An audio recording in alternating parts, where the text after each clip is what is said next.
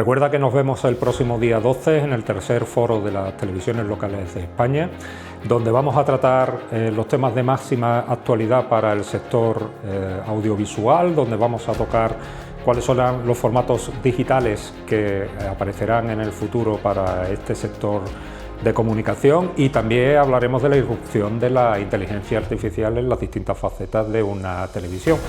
Y también te anunciamos el día 11 por la noche, vamos a hacer un acto de reconocimiento a todos aquellos que han aportado su más que granito de arena en todas las necesidades que se han producido tras el paso de las borrascas por la zona de Ronda, Grazalema y serranías de Cádiz y de Málaga. Te esperamos.